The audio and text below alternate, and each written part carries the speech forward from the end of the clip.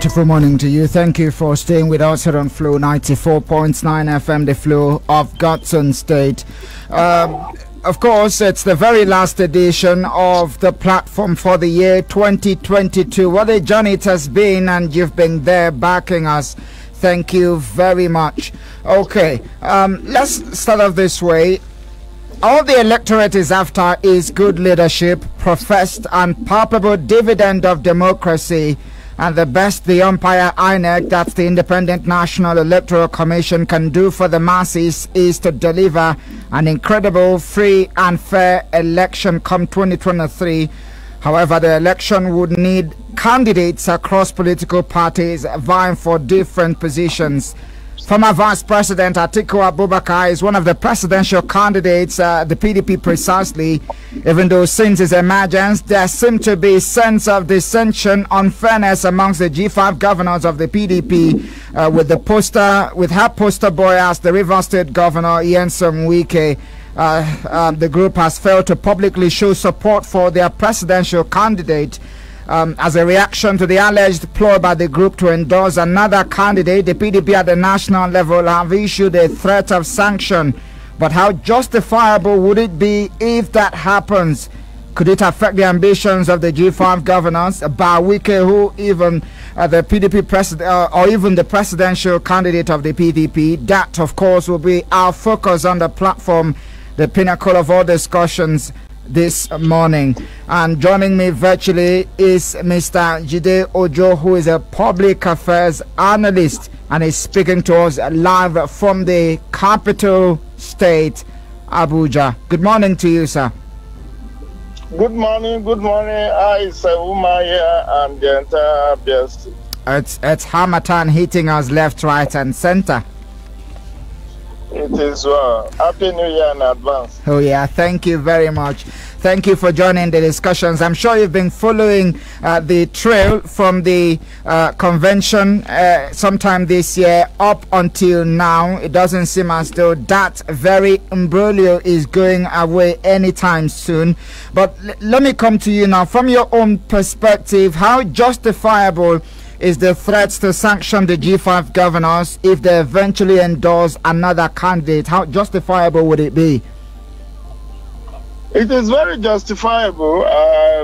You know, people who have not even committed as much of anti-party activities have been previously sanctioned. Some have been expelled, some have been suspended from the party, and if not for the clout and the personality of these G5 governors, I'm very positive that they will have been expelled from the party or possibly suspended. So ever since the primaries were held, these people have not hidden the fact that they do not support the emergence of the presidential candidate, and they have threatened fire and brimstone to endorse another candidate of another party, if I can put it that way. So that in itself is an anti-party. But because they are sitting governors, they are incumbent governors, the party decided to tread with care, because there is an adage in my part of the world that much as a leper may not be able to milk a cow, but he can spill the milk. So if you understand that, you understand the reason why care is being taken not to upset the apple cart and to be very circumspect in punishing this G5 governor. But they've done so much to bring the PDP to disrepute. Recall that they even claim that the national chairman of the party is a thief. They said he collected bribe and all manner of allegations have been leveled against him. So, to that extent, they deserve to be punished. But, you know, there's a saying that the law is for your enemy, the exemption is for your friends. So, it seems like the PDP just tried to manage the situation in a creative way so that it does not lead to mass defection of members of the party. So let's talk about the handling of that very problem. Like you mentioned, they have been evocative of the fact that they didn't like the fact that the national chairman, Senator Yochayu, has been there or whatever. They have called for his resignation or handing over that power, which of course they claim equity, fairness, and all whatnot. Do you think the PDP has truly handled this issue very well?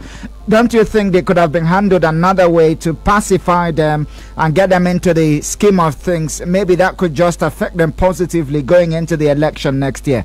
Have been made to them. You understand? Yeah. There have been several overtures made to them. The party has tried to pacify them. The party has sent a mystery to them on very many occasions. They have met with the presidential candidate of the party, Alhaji Abubakar Atiku, both in Nigeria and in London. I recall that the incumbent governor of Adamawa, Kintiri, has also led another peace committee to meet with these governors, both in at least I remember he met with Wike and his team in Port Harcourt. But in spite of all of these overtures, these people are implacable. They insisted the national chairman of the party must go. But today is 57 days to election. How can you be insisting that the national party of the party and national chairman of the party should go in less than 2 months to election? And when he goes, or if IU goes, definitely there will be ripple effects, because under the constitution of PDP, the person who should take charge if the national chairman resigns is the deputy national chairman not. And that deputy national chairman not means that it's still the seats will still be retained in the north. And these G5 governors are saying they want the national chairman of the party to come from the south, because the presidential candidate is from the north. So how do you do it? From what I've been able to gather, there are going to be about 4-5 people that will have to resign for PDP to be able to achieve having the national chairman of the party coming from the south. And the time is just not there. And if you listen to the Atiku's camp and the IU's camp is saying, yes, the national chairman will leave, but first and foremost, let us win the election. If we are able to win the election, and we know that for the next 4 years, the president of Nigeria will be from the north under PDP, then the national chairman will resign after the election, and then a proper convention will be held where someone from the south will now become the national chairman of the party. But the wicked team just doesn't want to listen to that voice of reason. They want it to be now and now and now. And that is not the way politics is done. Look, there are 11 governors of PDP as we speak. Six of them are not asking the IU to leave. Okay, at least Tambua is not saying so. The governor of Akwa Ibom is not saying so. The governor of Adamawa is not saying so. Mr. Pide, we will continue this very conversation. Obviously, there is still a lot more for us to look at, but we are due for a break now. When we return, we will continue the conversation, and we could just look at the sanctioning now. If it eventually happens, how does it have an impact? Does it affect the chances of the PDP, especially their standard bearer Atiku Abubakar, going into the election and all that? So just stay with us. We will shortly be back. Stay with us. Mazikalo, nwa nwoke Chima abịala maka ọmalịcha ugogbe eba. Eziokwu. Ugogbe dị oke ọnụ kwa. Ka omenala kwuru, o wetara ọtụtụ igbe mmanya dị iche iche, akwa bada, ịchafụ iri nke ụmụada na nke ụmụnna, mkpụ ụtaba na ihe ndị ọzọ dị iche iche. Chima, kedu nwa nwaanyị nke ọ bụ? Banụ maazị, ugogbe a dị oke ọnụ bụ Airtel SIM m, nke nwa gị nwaanyị Adakụ jụrụ iweghachitara m azụ kemgbe ahịa eke gara aga. Gbaa mbọ ka iweghachite SIM Airtel gị azụ, ọ bụrụ na o nweghị ihe iji ya mee ruo ụbọchị 30 ma ọ bụ karịa. Nke a ga-enye gị oge ruru nkeji 12 ikwu okwu ya na data megabyte 120 n'efu na recharge ọbụla ibere. Recharge ya naira 100 ma bịa *141*341*1# ugbu a. Adakụ, ngwa kwakọrọ ihe gị niile kwusoro di gị. Airtel, the smartphone network. Yes, sir. Let's go back for just 44 seconds. Can you hear me, sir? Hello, sir.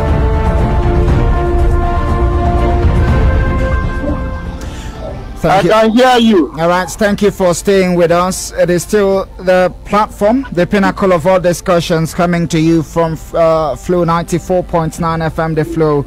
I've got some state. My name is Wisdom Thomas. I've been speaking with Mr. Ajide Ojo, who is a public affairs analyst, and your question could be, what are they talking about this morning? We're looking at that very threat issued by the PDP that they would sanction the G5 governors if they eventually go out to endorse another candidate who is not, of course, their own standard bearer. We are looking at the impact it could have on the party, on the candidate, and of course the G5 governors themselves, because we know that some of them have ambitions one way or the other. Thank you for staying with us, Mr. Ajide Ojo. My pleasure. Let's continue now. Looking at the sanction of the G5 governors, it amounts to shutting out these men and, of course, their supporters who are following them behind. You know that. Does it affect the ambition of the PDP now through their candidate, of course, Atiku Abubakar, in winning the election come next year? Would it have any effect? Definitely, it will impact negatively on Atiku's chances. Don't forget, when you look at the G5 states, from Enugu to Rivers to Benue to Oyo to Abia, when you put the total number of registered voters in these places together, they are in millions, and the PDP is already in a dilemma, in a very poor state, going into this election, given the fact that when you look at the number of governors that APC has, APC after losing Osun still has 21 state governors in its kitty. And after winning Osun, PDP only has 12. If you suspend or expel 5 out of 12, that means you are having 7 governors. Well, it may well be that because many Nigerians are dissatisfied with the performance of Buhari, that they may still want to vote for Atiku Abubakar.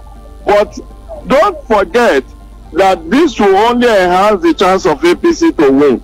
Because I'm saying this advisedly, PDP is in crisis now.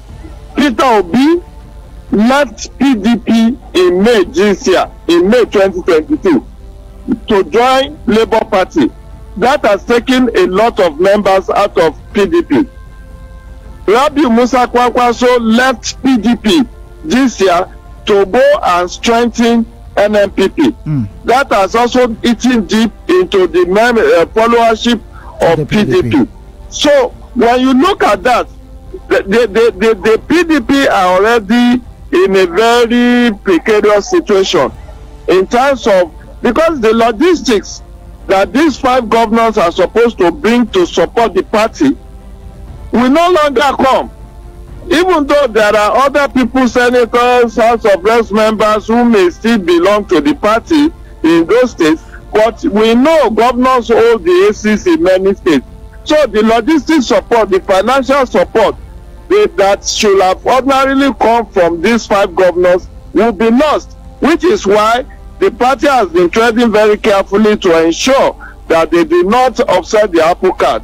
But the way and manner in which these 5 governors are going, it shows that they do not care a root and they are implacable. Every entreaties made to them has been snubbed, They have insisted the party chairman has to go.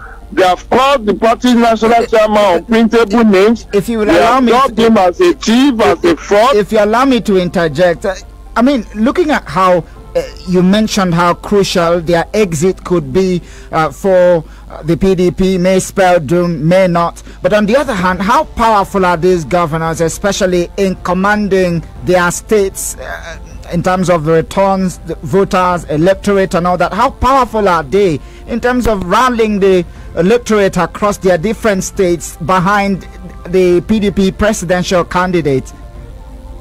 Well, as you know, I've referenced that in my earlier comment. These people bring a lot of logistic support to the campaigns. And imagine, Wike has boasted that there was no other governor that gave as much financial and logistic support to PDP presidential candidate in 2015 like he did. And that support he has pledged to give to Peter Obi some weeks ago when Peter Obi went to meet him. And you could see how rousing welcome the Peter Obi camp got when they campaigned, was it last week in Port Harcourt, where they were giving red carpet treatment. They met with traditional rulers. They were giving Amesimaka Stadium and all the support and all of that. So they are very important. But what I'm saying is that PDP, as I put it to you, they are in a very precarious situation. And because it is from their members that Peter Obi has pulled most of his supporters, it is from their members that Kwakwanso has pulled most of his supporters, and those who are supposed to work assiduously to ensure that there is mass migration into the PDP ahead of 2015 and 2023 general elections. Nobody is joining PDP. Nobody has defected to PDP to the best of my knowledge. Nobody of note has defected to PDP ahead of 2023. Even though the same has also happened to Labour Party. No person of note has also defected to Labour Party. But that is just going to give advantage to APC to retain the presidency in 2023. We're gradually getting to the end of the first half of the platform this morning. We will open up the phone lines. Mr. Jide, can you just stay with us in case there are questions you would react to? But let's take calls now. Call us 08081826 949 or 08116052 You can equally send a message to 0906510829 or go to facebook.com/Flu949FM. Follow the live feed, drop your comments there. Let's take your calls now. When you're calling, tell us your name and location. Go straight to the point, hit the nail by the head, on the head, and right away we go. Good morning. Good morning, Willie.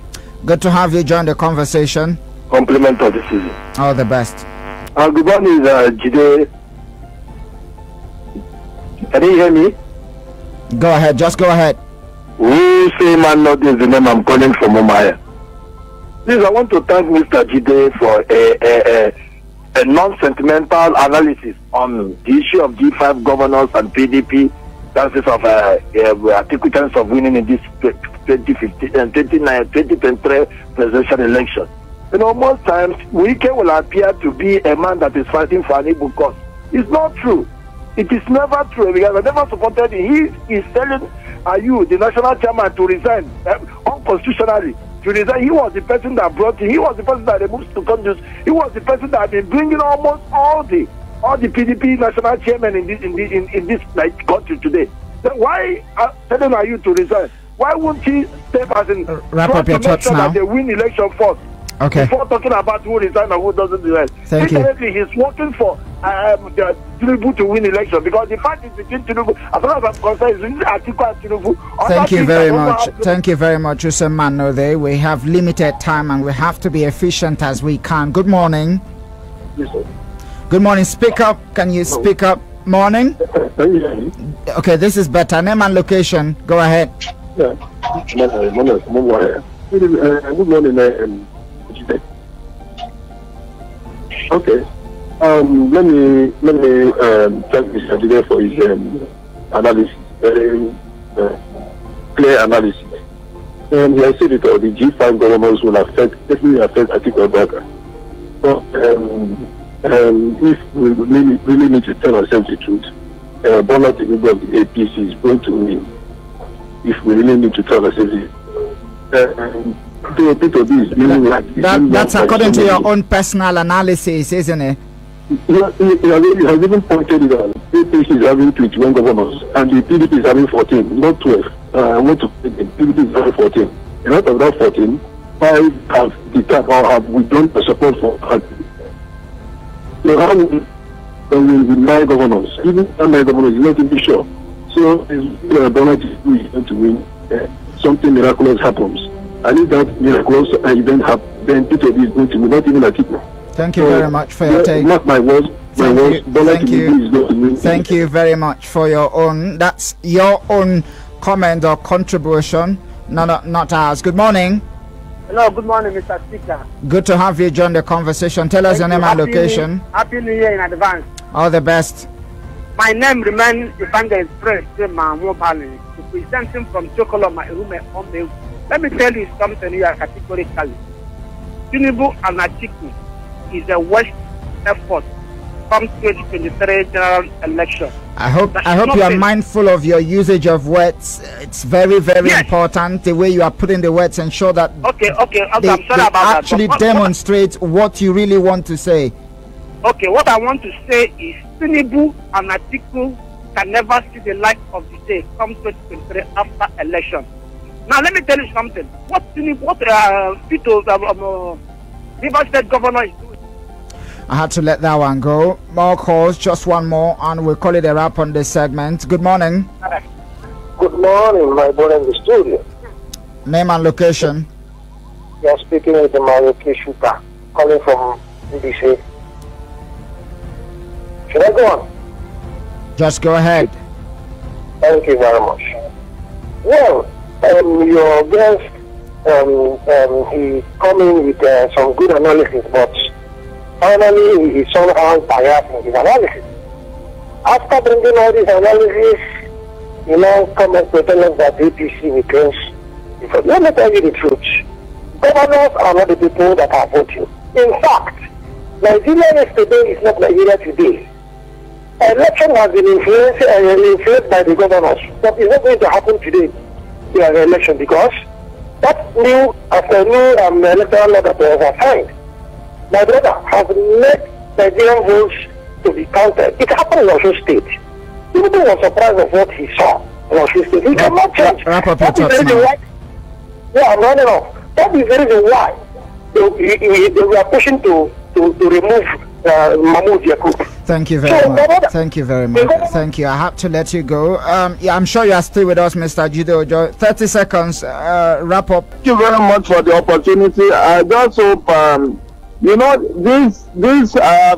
advocated that the leaders of thought in PDP needs to step in. Former president and former president of the Senate and all the big shots in PDP needs to come together and make a final appeal to these governors. Although, even if they did not come out openly to endorse someone else, they can still remain in PDP as they have decided to do and work against the interest of the party without even making any fuss about it. They can still be quiet and still work against the party, as some have been alleged to have done in 2019, where they worked against the party even without defection. So it's a catch-22 situation that PDP is facing, but I wish them best of luck in resolving their issue. Let me sincerely appreciate you, Mr. Jide Ojo, a public affairs analyst who has, of course, been speaking to us live from Abuja. Thank you very much for obliging and giving us your analysis in tandem with this very discourse this morning. My pleasure. Stay safe and happy New Year in advance. Thank you very much. All the best to you, sir. All right, we're done with the very first half. We go on a short break. When we return, we will turn our attention to something entirely different, still having one or two to do with the general election sent for next year. Stay with us.